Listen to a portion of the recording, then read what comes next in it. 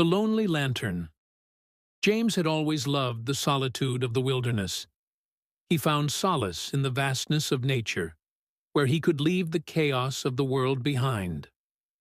One crisp autumn evening, he decided to camp alone in a secluded part of Pine Hollow Forest, a sprawling stretch of dense trees and winding trails.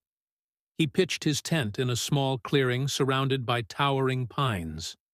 The sun dipped below the horizon, painting the sky in hues of orange and purple. As darkness fell, James built a small fire and sat with his journal, jotting down thoughts about the serenity around him.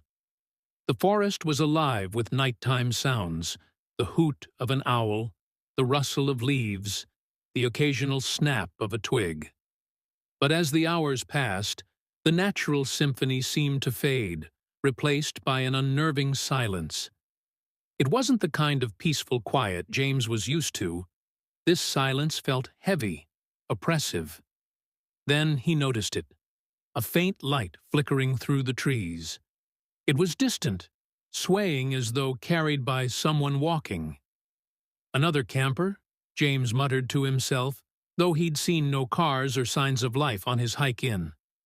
The light moved closer, weaving between the trees, and James realized it was a lantern. He called out, "Hello? Who's there?" The light stopped. James felt a chill crawl down his spine. He stood, clutching his flashlight, and shone it toward the lantern. The beam illuminated nothing but trees. The lantern began to move again, this time faster, erratic, like it was being shaken.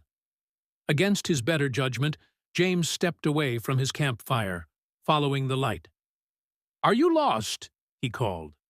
The lantern flickered out. James stood frozen, straining his ears for any sound. He was about to turn back when the light reappeared, now much closer, too close. It illuminated the outline of a figure, tall and unmoving, standing just at the edge of his flashlight's reach. "Who are you?" James demanded, his voice shaking. The figure didn't respond. It didn't move.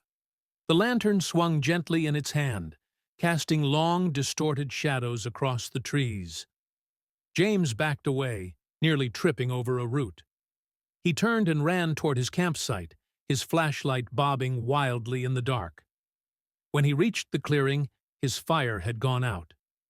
Panting, he scrambled into his tent and zipped it shut. He fumbled for his pocket knife, clutching it tightly as he listened. The silence returned, so complete that it seemed to press against his ears. Then the whispers began. Faint at first, like wind through the trees, but soon they grew louder, surrounding the tent. Words he couldn't understand, spoken in a language that sounded ancient, broken. A shadow passed across the fabric of the tent, blocking out the faint moonlight. Then another, and another. James held his breath, heart pounding. The whispers stopped abruptly, replaced by the creak of something heavy swinging back and forth just outside his tent. He mustered the courage to peek through the zipper. The lantern was hanging from a low branch, its light casting a pale, sickly glow. Beneath it stood the figure, now fully illuminated. Its face was obscured by a hood, but its hands were skeletal, blackened as though burned. It turned toward the tent. James yanked the zipper shut, but he knew it was no use. The whispers began again, louder now, coming from inside the tent. When the Rangers found his campsite 2 days later, the tent was intact, the firewood neatly stacked. But there was no sign of James. Only the lantern remained, swinging gently from a tree, its light never fading.